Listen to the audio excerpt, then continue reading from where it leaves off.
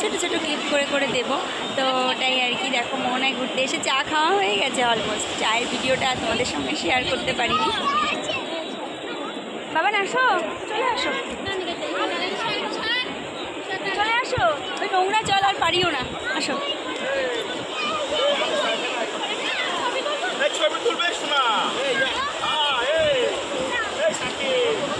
খুব সুন্দর এই জায়গাটা দিয়ে না হেঁটে যেতে ভীষণ ভালো লাগছে।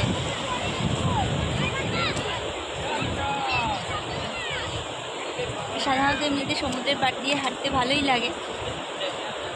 যতবারই দীঘায় আসি না কেন, প্রত্যেকবারই মোহনায় না আসলে মনে হয় যেন ঘোরাটা যেন ইনকমপ্লিট থেকে গেল, ঘোরাটা যেন পুরোপুরি কমপ্লিট হলো না।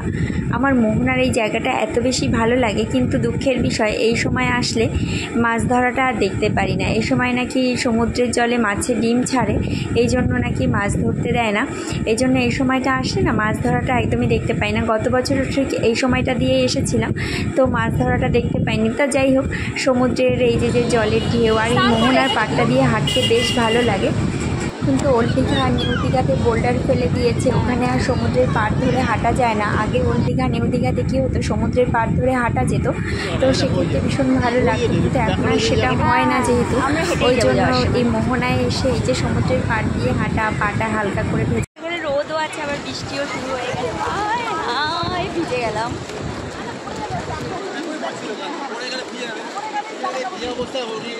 বৃষ্টি পড়ছে, কিছুক্ষণ আগেও ভীষণ জোরে বৃষ্টি পড়ছিল, এখন আর পড়ছে না, থেমে গেছে। তো দেখো ওয়েদারটা কিন্তু বেশ ভালো, আকাশটা বেশ সুন্দর। আমি জানি না ক্যামেরাতে বোঝা যাচ্ছে কি যাচ্ছে না। এরকম ওয়েদারে না ঘুরতে ভীষণ ভালো লাগে। আর আমার বিশেষ করে সমুদ্রটা ভীষণ ভালো লাগে, ভীষণ ভীষণ ভীষণ একটা পছন্দের জায়গা আমার সমুদ্র। তাই এই যে সমুদ্রের পাড় ধরে হাঁটতে মানে ভীষণ ভালো লাগছে, সুন্দর একটা হাওয়া দিচ্ছে, ঠান্ডা ঠান্ডা, মানে একটা বেশ মন জোড়ানো একটা পরিবেশ, অসাধারণ, দারুণ লাগছে। দেখো চারিদিকটা দিয়ে পাশে ঝাউ গাছ, দারুণ। এটা এপাশে হচ্ছে নদী, যেহেতু মোহনায় এসেছি, এদিকে হচ্ছে সমুদ্র।